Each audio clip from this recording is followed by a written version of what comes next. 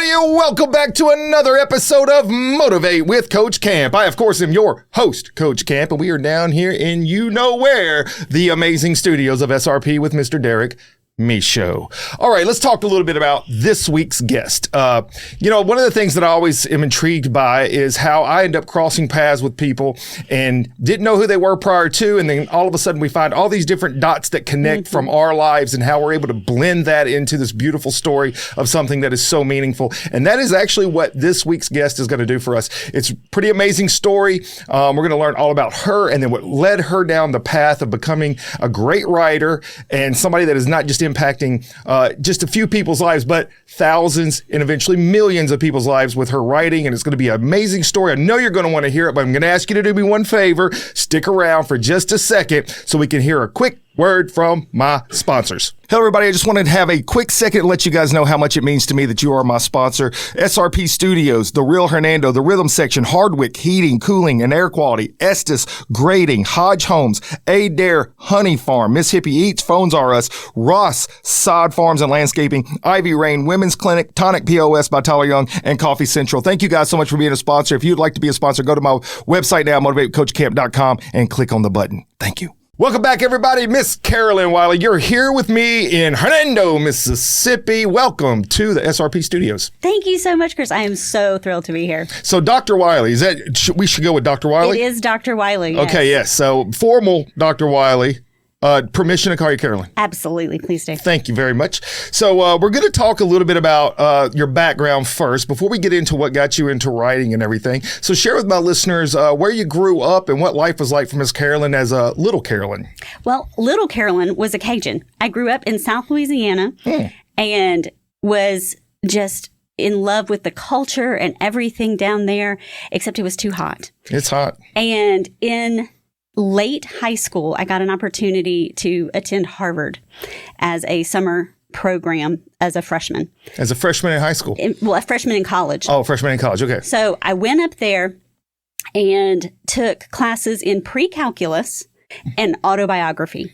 So quite a weird combination. It is granted. A little bit. Yeah, something's not adding up, but maybe later. See, the calculus, Exactly. That's a pun. Sorry about that. That's right. And so I had just the absolute best time, came back and ended up coming up here to go to Ole Miss for college and never was willing, because I was just allowing fear to control me, was never willing to step out into that writing, which as you can tell is what I really wanted to do. But the math came easy for me. And I know that's something unusual, but for me, the math came easy. And so I stuck with the easy path, stuck with the easy road.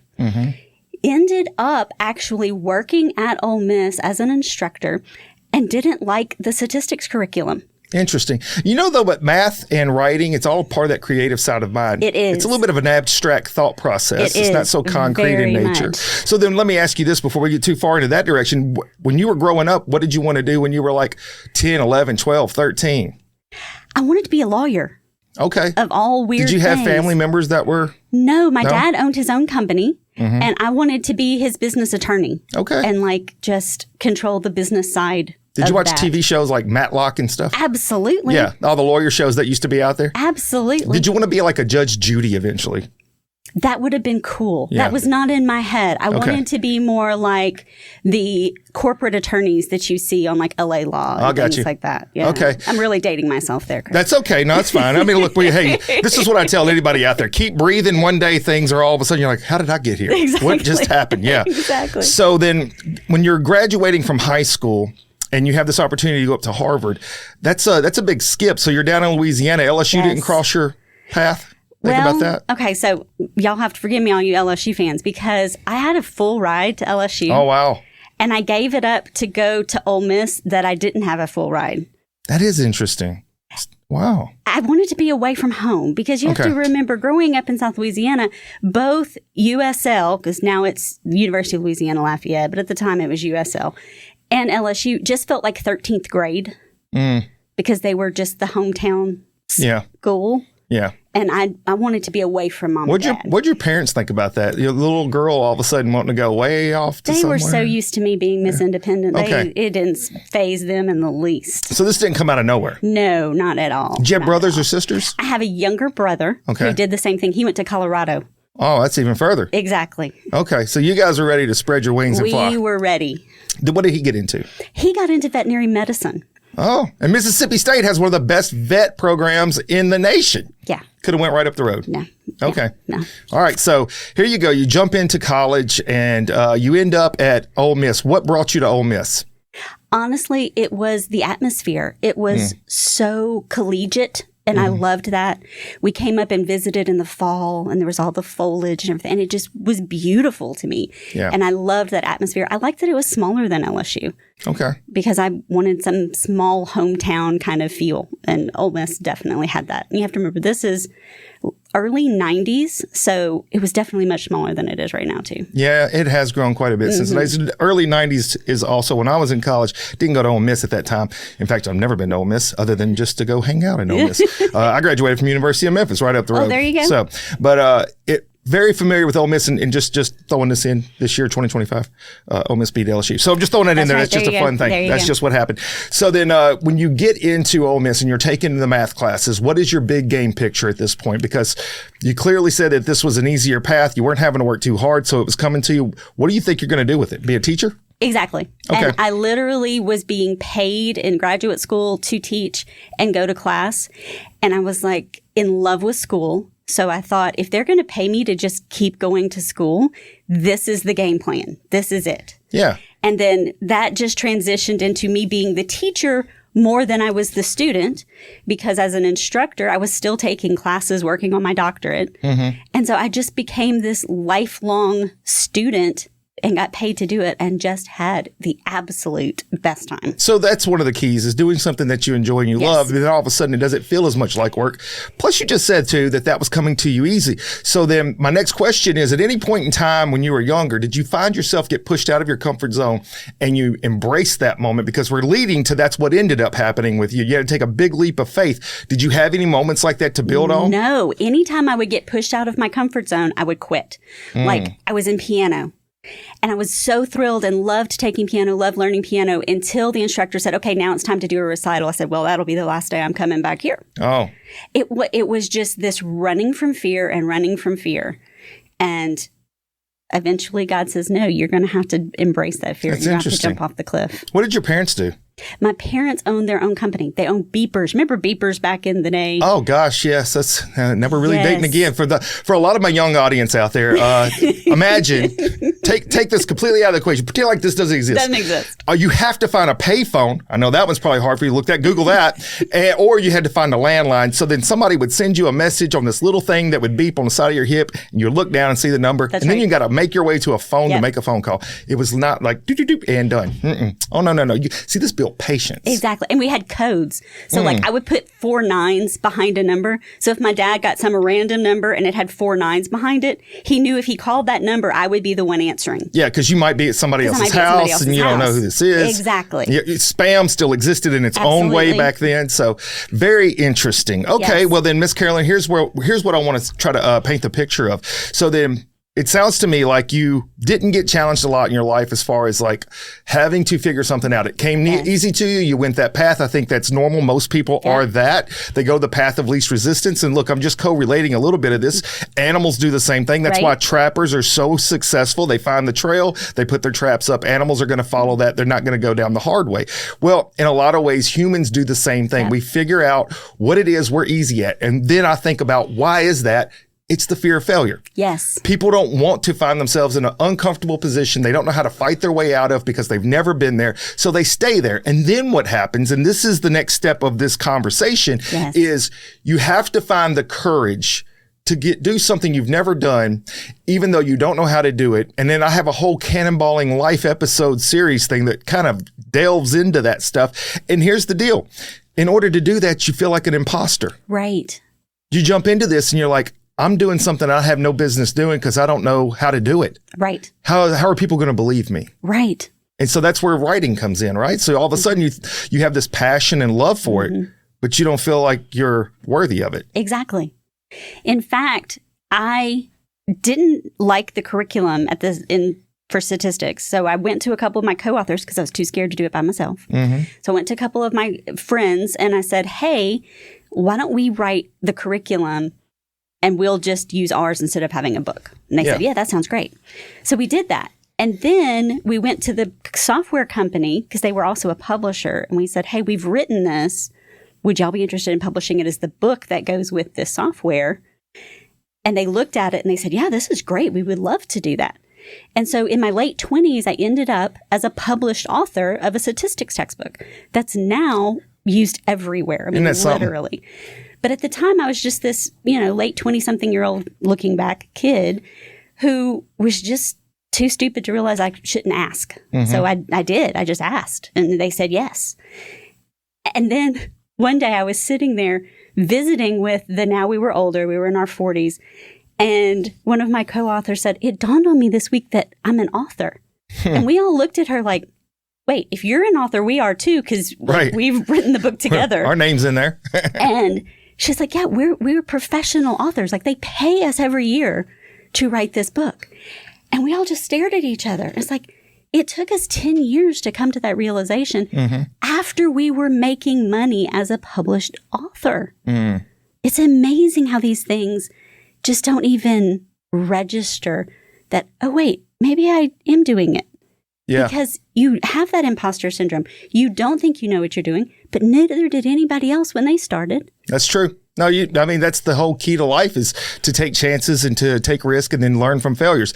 And, it's easy to say, hard to do sometimes, especially a person that doesn't have a lot of confidence. Self-esteem is something that has to be built from within. It's hard to give that to somebody, but it does help when you have people in your corner. And it sounds like that was kind of a springboard for you, was you didn't feel as vulnerable being this one person to step out there, do something that you're not familiar with, and then it all falls back on you. At least you had a team of people. Y'all could all go in it together. And as a coach, Coach Camp. That's right. I will tell you, it is, I think that's one of the keys to having my players buy into. Take risk.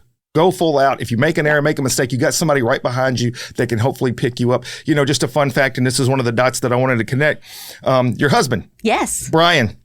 Did you know that I actually coached him a little bit in baseball? No, I didn't know that. I knew y'all knew each other, but I didn't know. So it's a little fun nugget right there. So he actually played on my brother's team. And I was just a handful of years older than them, but I used to help my dad my dad was their head coach, and I would come out and help, do a little coaching. Because he lived right around the corner from us in Twin Lakes. He told y'all there were lots of connections, right? Lots of connections. And it's funny, the first time that I met you, he was at a conference we were doing. That's right. And he comes up to me, and then and immediately, of course, I recognized him. It had been a lot of years. Right. And then he introduced me to you, and then you were speaking that day. And that was like, wow, so you're one of the speakers as well. And that's how we kind of met, was at a youth leadership conference for the Hope Center.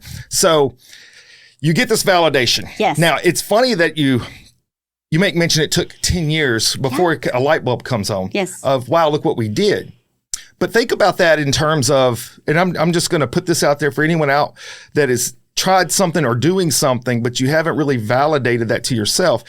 One thing that comes to mind, I got into running in 2003, and I would hear people talk about, when can I call myself a runner? How do I know if I'm a runner, right? And so it was like this evolution of, I've done this many races now. Does that make me a runner? Or I have advice now? And people just didn't understand. And I'm saying that as in people, like, I thought about it, and I'm like, I guess I didn't put much thought into it. It wasn't important to me. I was just doing stuff that I enjoyed and was a healthy activity. And so ultimately it comes to a point where you feel like, hey, I have something to offer. I've done something that matters. It had an impact. And so I think that's what you're saying is the statistics book. Its success took a while for it to sink in. Yes. That you guys had done this. So what does that do to Miss Carolyn? What does Dr. Wiley all of a sudden say? We've done this with the statistics book. Now what? That's such a great question, because I was moving up the ranks. I was doing great work at community college, working with amazing people, moving into administration, moving into executive roles, and doing well at it. And yet I just knew inside that God was calling me to something different. But again, going back to that fear and never having really pushed myself out of the envelope, especially by myself. And talking to Brian, and he said, babe, if God is telling you to do this, we're going to make the jump. Yeah.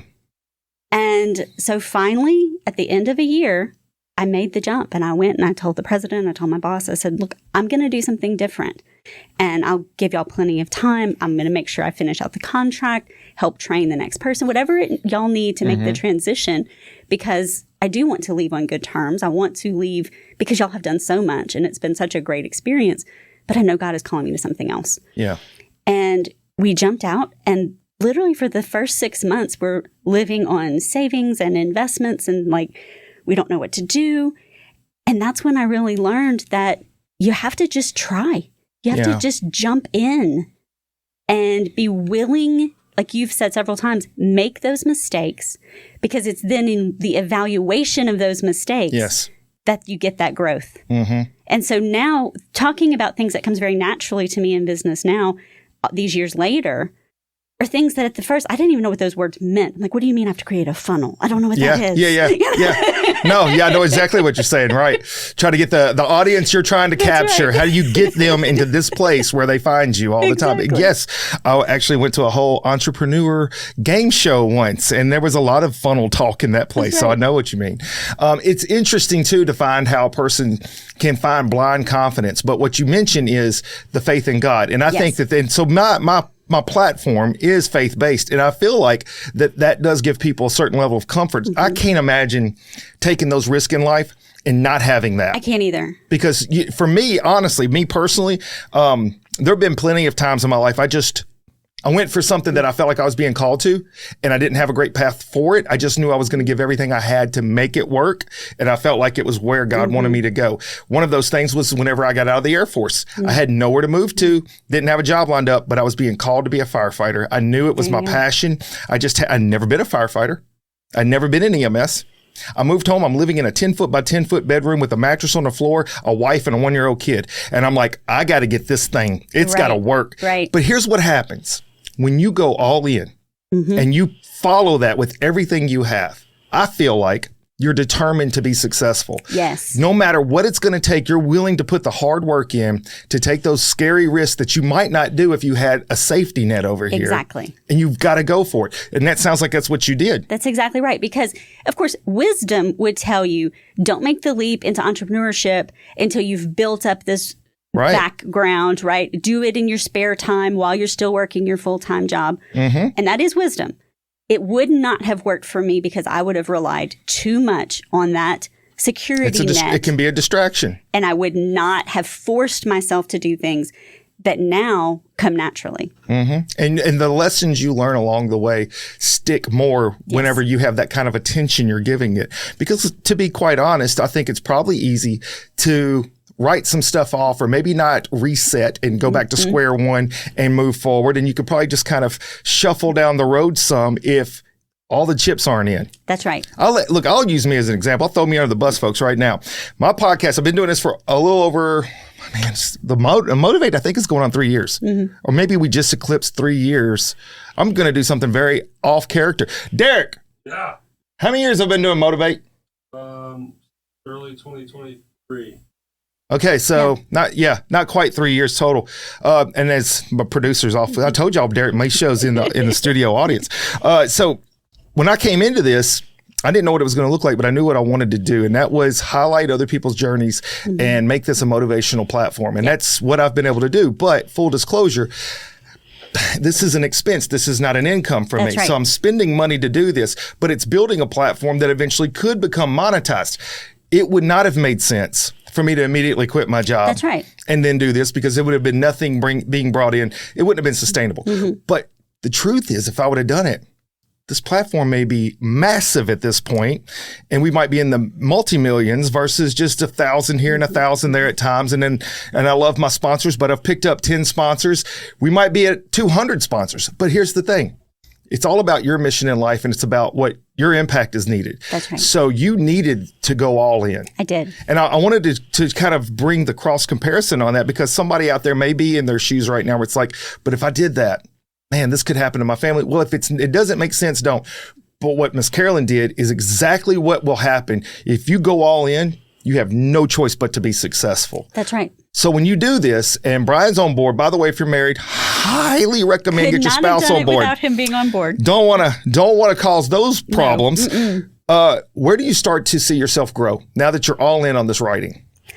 The first thing that I saw was, okay, I do understand business a little bit more than I realize. And one of the things is God builds in you from birth even, builds in you the things that you're going to need to be able to do what he calls you to do.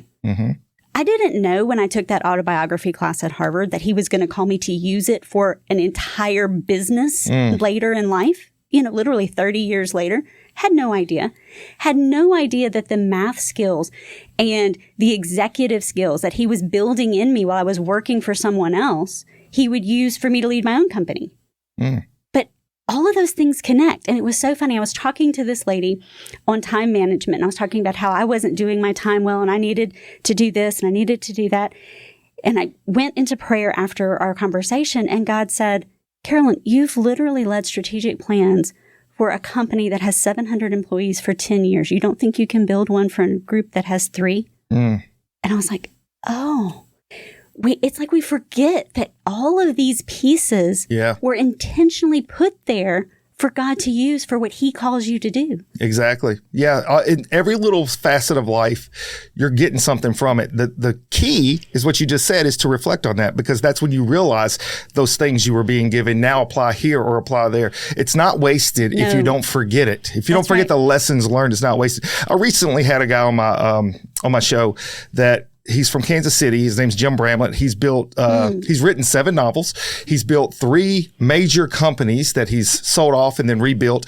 And he talks about in his early days, just taking chances and risk. And he said he paid a high tuition early. Yes. And that high tuition was life lessons, doing things, making mistakes, but then growing from them, not being dejected. And that comes to this little, it's not an alliteration, but it could be if we kept going. And that is not be dejected, be determined. It's a different D word. And that's so key, that ability to be able to pick up the pieces and not feel like, well, what was I even thinking? Why did I do this? Learn from it. Exactly. Because you are going to fail. That's just the price of admittance to the game. Exactly. So if you don't want to fail, stay working your 9 to 5 and do whatever. Don't step out to move up in the ranks in that role. Don't step up into your own business. Don't step out and start something like you did with the podcast. You can stay in your safe little bubble, but you're also not going to experience the blessings that come with it as well. That's so true. I mean, that's the investment. And you're right. Playing it safe doesn't always have an impact. And so if you want to be an impactful person, you have a small amount of time on this earth, got to get out there and make it happen. Yep. So what's your next book after the statistics book? So after the statistics book, I again was like, okay, we're going to have to learn the ropes. So I went to my mom, who is an amazing Bible scholar, and I said, let's you and I write a book together. And of course, I have an incredible testimony that we'll get into it on a different podcast sometime. Okay. But I said, let's write about this. And we started praying about it, talking about it. And she says, no, the first thing people need is that foundation of faith. So after they're saved, what do they do next? So we wrote a book called First Steps of Faith. And it leads women in particular through, how do you pray? How do you read scripture? How do you find a church home? How do you find Christian mentors to help you grow in this new thing that you're experiencing, especially if you're an adult convert? And so we wrote that, and we were thrilled, and we were doing great with that. And my teenage daughters came and said, well, where's our version? So I said, wait a minute. Okay, we're going to write a version for y'all, but you're old enough to start putting your hands in the business. Like, help me design the cover. Help me come up with the new examples. And so they actually helped me with the second book, which was that First Steps of Faith. And in the middle of doing that, God laid Pat Hardison on my heart, who's a local, had been a firefighter, had been injured in the line of duty, and then ended up having one of the world's most extensive face transplants. Many of y'all who watch Chris's podcast may we had an him. episode. I'm going to put that link in your notes for the show notes. And Pat Hardison, Senatobia firefighter, had an accident and had his entire face burned off, and had the very first, I don't know if you probably knew this, you wrote the book. I haven't had a chance to read your book yet. The very first full successful face transplant. There had only been one other guy. I think it was a French guy. It didn't work. But ultimately, he was the very first successful full face transplant on earth. Yes. It's insane. So wild. And so I had never actually met Pat, but we ran in very tangential circles. So many mutual friends. His ex-wife and I both had worked together at Northwest. And so I just messaged him and said, hey, have you written your book? And he said, no, I haven't. Are you interested in helping me with that? And I said, yes, I'm very interested. So we sat down. Brian and I met with him over coffee, visited about what I would like to do. And he said, well, I would need someone to actually do the writing. And I thought, well, I know how to do that. Yeah. So we put a plan together for Pat's book to be the next book that Rose and Pearl came out. Which, by the way, I failed to say that. You are the CEO of Rose and Pearl Publishing. Rose and Pearl Publishing. That was the venture that I stepped out into. Yes. And that book now, it came out September 5th and just has been blowing up. It's been incredible. News interviews just on the local news recently. And you said he flew to New York. He flew to New York. It's coming out, should be airing on Nightline on October 15th. Wow. And I know back in the day when he was on my show, he mentioned he had been on the Sean Hannity show. Yes. Way back whenever everything had kind of taken place. This is over 20 years. Yes. It's been a long time and he's been down a long road, lots of surgeries. This was not like easy one and done kind of thing. Mm-mm. You know, there's so much to Pat's story and I don't want to ruin it because you got to read the book. You need to go get the book. You can watch the interview. It's not going to be as detailed as the book, obviously, but some of the fascinating parts of his story, though, is how his life became normal after the burn and the change happened with the transplant because his kids only saw and knew him as the burn and they were worried to see him with the new face. Exactly. And so I think that speaks to the human soul is what we perceive and how we interpret information being given to us. And our lives and worlds can be very different according to how we take in that information. And his kids were like nervous about his face. Right. They were like, why are we even doing this? Yeah. Yeah. And so I'm glad that you wrote this book. I can't wait to read it myself. You had a book signing. I was invited. Much apologies. No problem. So many irons in the fire sometimes. Coach Cam, I want to be in everywhere, but that's right. Can't do it. So then this is going to be great. So this just came out. When was the launch? It was recent. So the launch was September 5th. September 5th. And as we record, this is the beginning of October. So it's not even been a month since the launch of it. And it's already just getting great national attention. Exactly. And let me ask you this question, and I feel like how do I ask this and not sound like a baited question? But okay. I'll tell it this way: what is the feeling, not that your success of writing, but the ability to share his story? Contrast that because there is a certain amount of. I am so happy that I was able to do this with guidance and God helped me and got me to this point. But then there's also that other side. It's like me helping someone share their story here. I get so much blessing from that. So share with me how you're interpreting both sides of this right now. Okay, so this will be a poor example, but maybe it'll help you and the listeners imagine this. If you do something wonderful and people are congratulating for you, you have that sense of pride. You know, you're proud of that accomplishment. But then when you watch your kids do something amazing and you watch people come up and tell you, you know, what your kid did really impacted me, that's a whole different level. Yes. And that's the contrast. When people congratulate me on the writing of the book or the success of the publication and stuff, that makes me feel really good.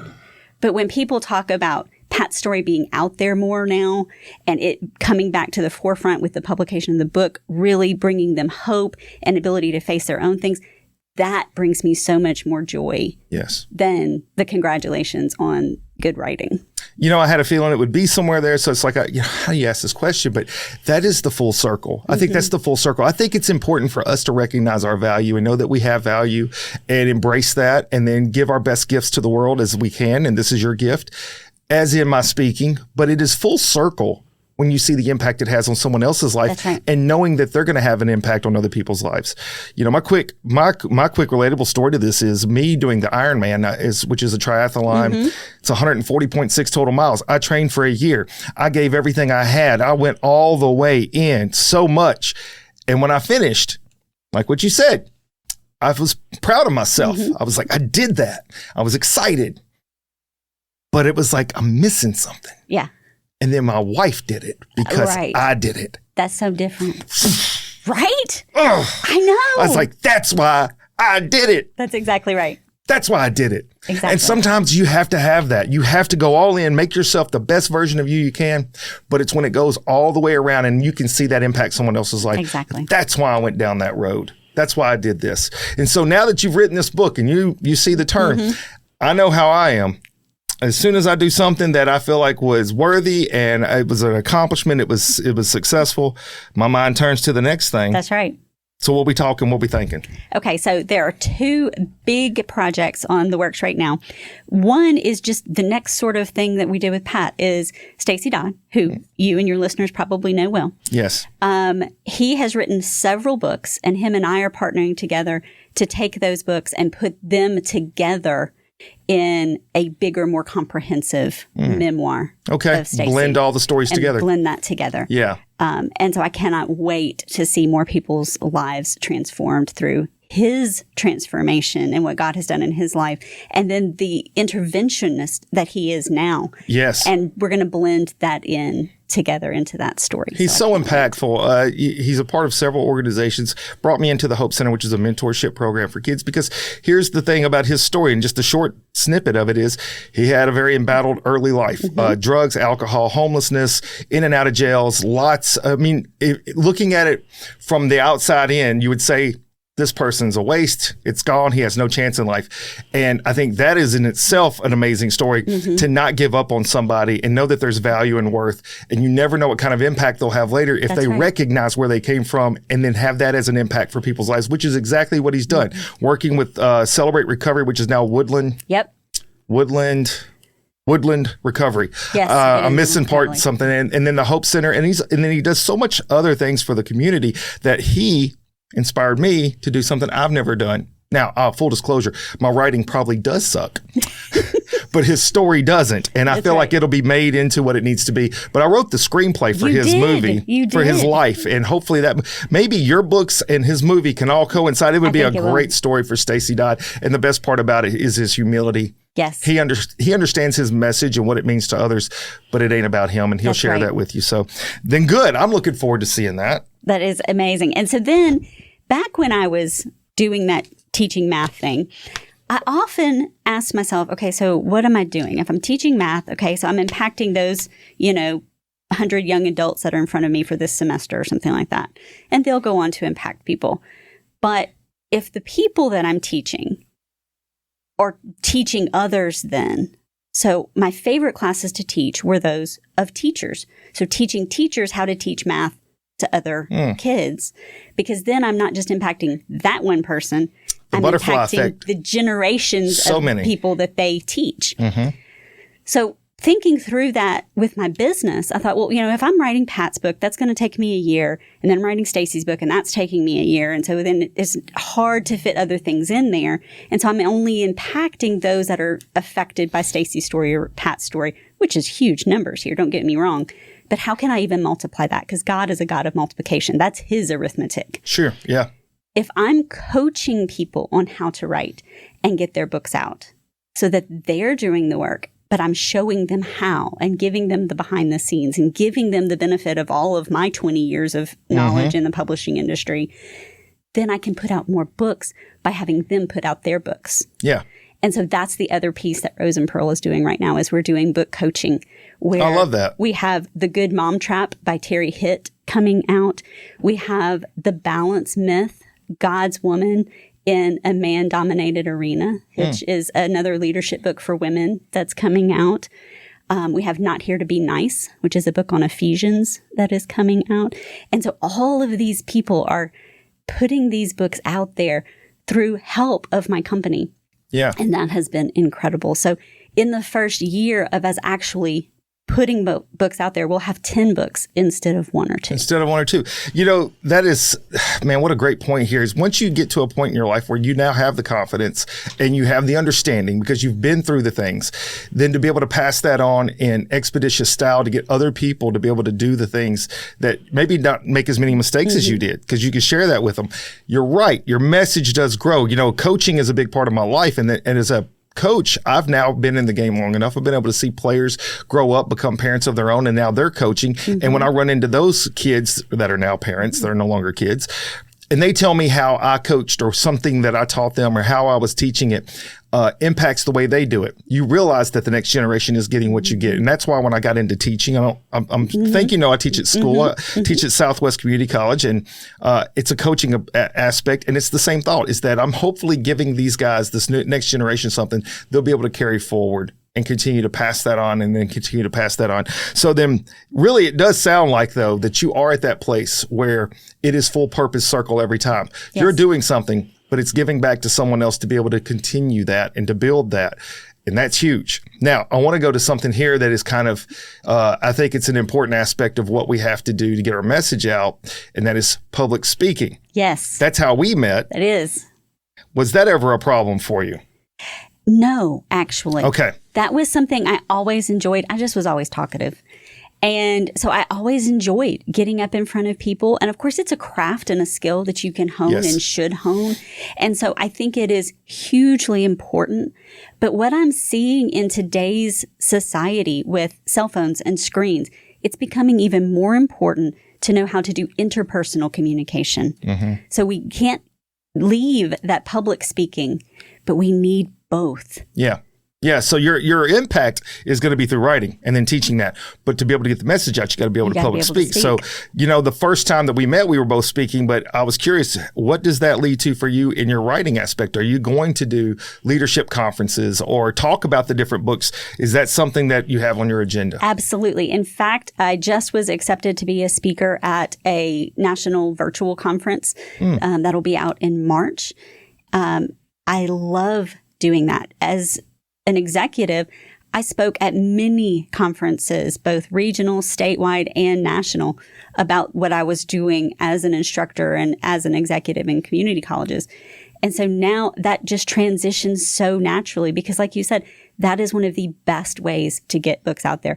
And I've seen us go and speak, like my mom and I go and speak at a church, and then the table of books in the back gets sold out before we can even get back there because people so resonate with the message that they're like, how do I get more of that? Yeah. And so I encourage my authors all the time, don't just put it out there on Amazon because there's 400 million books out there on Amazon. I don't know what the exact number is, but it's huge, crazy in the massive millions. And if you just put your book out there, you'll be able to say you're a published author, but you might sell 5 copies and they're all going to be to your mama. Yeah. Yeah. Right. No, you're right. You have to come up with some marketing plan. And all marketing is getting people to see what's happening. And speaking is one of the best ways I know to do I mentioned the speaking aspect of it because I think it's like this. I could write a great message and have you read it. And the message is on point and you read it, but you didn't feel it. You read it. You heard it maybe if somebody read it to you, but you didn't feel it. Getting in front of people and being able to speak and then deliver your message in a way that folks now feel the emotion from you. That's what matters. And so I just that was really for me more so than anything, but for anyone out there looking to get into something that is going to be, and it doesn't have to be writing. It could be anything that's going to be impactful to society.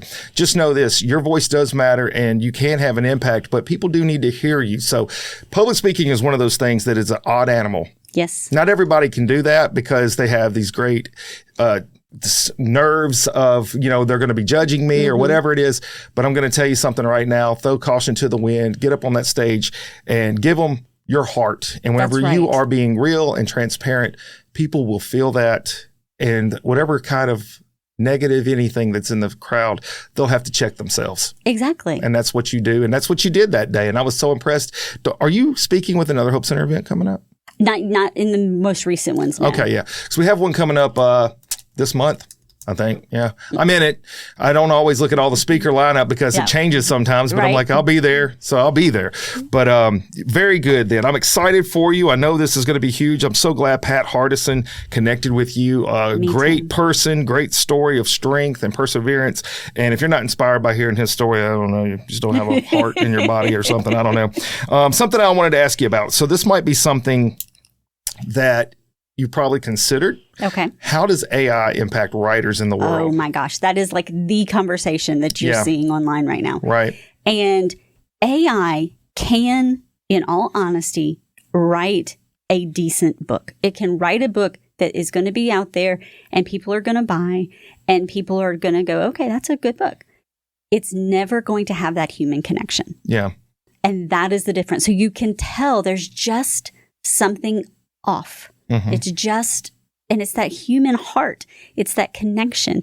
So can it be a tool for you to check your grammar, suggest a sentence change, to find places for you where things aren't flowing? Absolutely. It's one of the best tools out there right now to help a writer.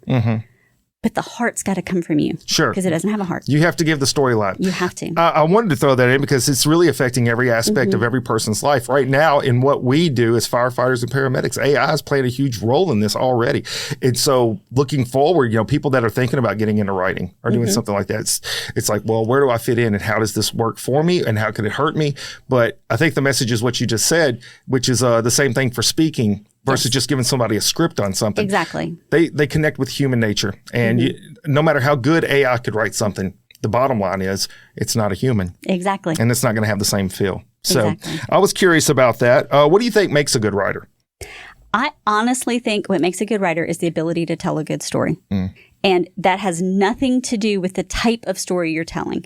Most of the books that are coming out of Rose and Pearl right now are very nonfiction. And I don't mean memoir nonfiction. I mean like business books. Yeah. But those are the most boring, most bland cardboard books if there's not storytelling. And if there's not storytelling, well, why don't you just have AI write it? Yeah. Yeah. And so it's the ability to write a good story. When you're reading a book and you just can't wait to turn the page. That's what my favorite comments about Pat's book are the people that said, I was up to 4 a.m. reading this book and I'm not even a reader.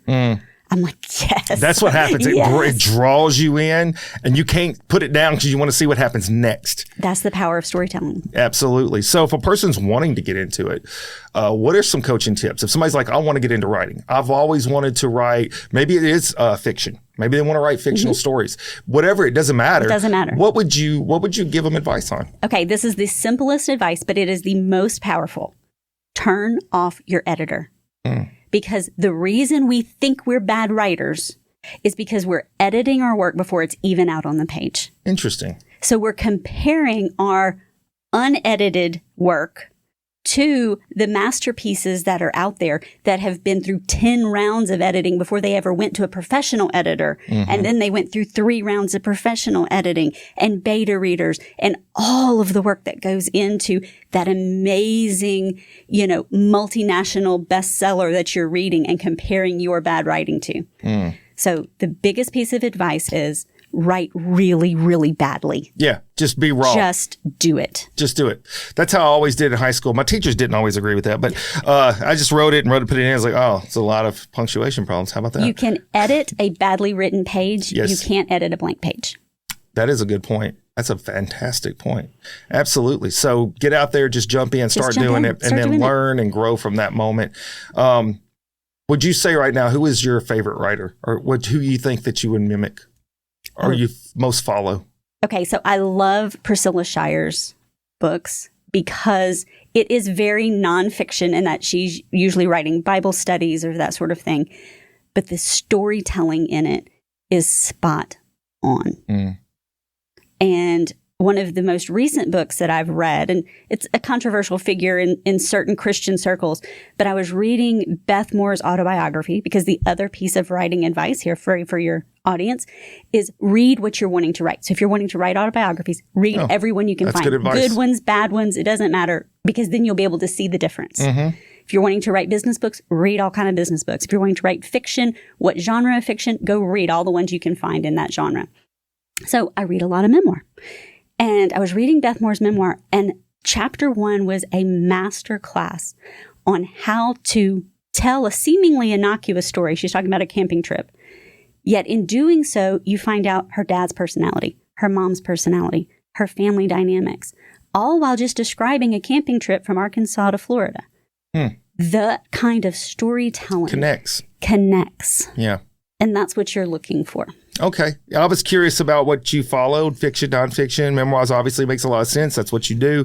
I think if you're wanting to be, I'm just going to use a coachable thing here. If you're wanting to be a catcher, you're not going to watch a lot of videos on being an outfielder. Exactly. You should probably watch a lot of videos on being a catcher. Exactly. And I will even say when I got into public speaking, so I think that my big goal when I got into Motivate with Coach Camp was I just wanted to have impact, and I felt like my life experience was my story to help others. And that took a lot of years and a lot of moments. And so when I wanted to see how I would deliver that, I did start listening. True story. I never listened to motivational speakers prior to wanting to be a motivational speaker. It never crossed my mind. Not that I had never seen one. I didn't follow them. I didn't look them up on YouTube, nothing. Because it was just it was almost spontaneous when the moment came because my students were the ones that encouraged me to do this. I'd never thought about it. And I looked up a lot of different styles from Tony Robbins, Eric Thomas, you name it. There were so many, Inky Johnson. Started looking up all these different motivational speakers. And then some of the best speakers are actually actors. Yes. Denzel Washington, Matthew McConaughey, they are fantastic speakers. Yeah, they've taken classes on voice and diction. It makes a lot of sense and very comfortable to speak to people. That's right. Clearly on tons and tons of movies. And I listened to them, and here's what happened, Carolyn, and I think that you would agree with this. I picked up on the ones that were authentic and real, and they were transparent to who they were and why they felt what they felt. But they all had a different way of delivering. They had their way of delivering. So what I picked up from listening to all these folks was basically the realness I had to be, but I had to find my style. I couldn't try to mimic someone else's style. So would you say that would be the same in writing? 100%. You got to find your style, but look at all these other people's examples to kind of give you an idea of what they're doing. And that will help mold how you will give your message, but your message has to be you. That's right. You can't break the rules until you know what the rules are. And so by reading those really amazing things, then you know what the writing rules, I put that in quotes, are. But then that shows you then what you can bend and where you can break them to create that style that is uniquely yours. Yep. Well, that's awesome. I had a handful of just those fun questions. I wanted to get to know you. And of course, we're going to highlight the other books. But Pat Hardison right now is the hot item. He's out there. He's doing his thing. You're going to be touring some of this stuff. I would like to do some promo videos for him myself. That would be amazing. I just, I'll be honest with you. You're one of the game changers out there. Your heart, your spirit, and all the things you've done. And now where you are giving back to humanity is, I just love it. Absolutely love it. I love our connection with your husband. So we're getting close to the finish line. What would you want to leave listeners with, or anything in your story that maybe I didn't get to hit on? Okay, so what I would love to leave listeners with is going back to something you said earlier, like, well, how do I know when I'm a runner? How do you know when you're a writer or when you're an author? Honestly, when God tells you that you need to write, you're then a writer because God has called you that. Just like he called Gideon a warrior and Gideon's hiding over in a wine press. We are what God calls us. And so it doesn't matter if you've even put words down on a page. He's called you that. So own that. And the difference between a good writer and a bad writer is we've been writing. So start writing. Yeah. That's it. It doesn't have to be good. In fact, the worse that you do at the beginning, the better you will get in the long run. So just let yourself write really badly. It's crazy sounding advice, but it's the truth. I think that's true to everything in life. If you want to be able to catch grounders, you don't get better with sitting in the dugout. No, you got to get on the field and get the ball hit to you. Exactly. Start figuring it out. And just it's start like that everywhere. Start writing. What do you hope that you see Dr. Carolyn Wiley in 5 years? So I want to see this become a movement where people are sharing their story because, like you said before, they understand the impact that their story makes, and they stop worrying about if somebody else has already shared a similar story. There are other books out there about people who've had face transplants, because since Pat had this done 10 years ago, it opened the door for others to have similar surgeries. And they've written books. So it's not even like Pat's book's the only one out there, but it's the only one of Pat's. That's right. And that's going to be the same for everybody. It doesn't matter how many other books you see out there of, well, there's these books about overcoming trauma and abuse. So I know I have this amazing story about overcoming trauma and abuse, but there's 500 others out there. Yeah, but they're not yours. That's right. And I'll tell you this, what one person may have been through, another person may have been similar. That individual story matters because that might be the one that connects with somebody else that needs to hear those words. I use this example all the time. I could tell my son, get out of the street, you're going to get hit by a car. He doesn't believe me, doesn't think anything of it. You walk along, you're a stranger. You say the same thing, essentially. He gets out of the street. He's like, oh, you saved my life. He heard it different from you. Exactly. That's, I think that is a great analogy to everybody out there. Don't think that your message doesn't matter. Somebody needs it. And there might be a lot of somebodies. That's and right. if you don't say it, they'll never know it. That's right. So, Miss Carolyn, I thank you so much for coming in. Thank you so much for having me. This has been super fun. I'm looking forward to seeing what happens next. Your books. I got to get one of Pat's books, obviously. Absolutely. And, we'll get together soon and do some other things. But man, that's awesome.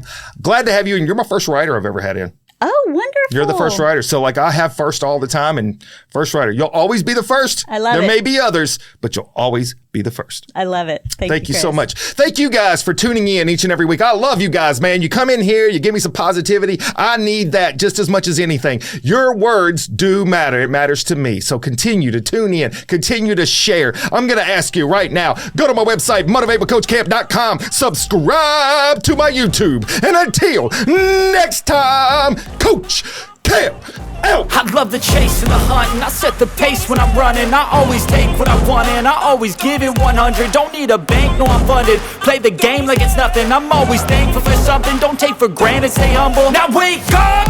It's time to look at the enemy. Look in the mirror if he is no friend to me. It's not working out, maybe it's the chemistry. It's time to break up so I can make a better me. Better believe in your mind, cause it's everything.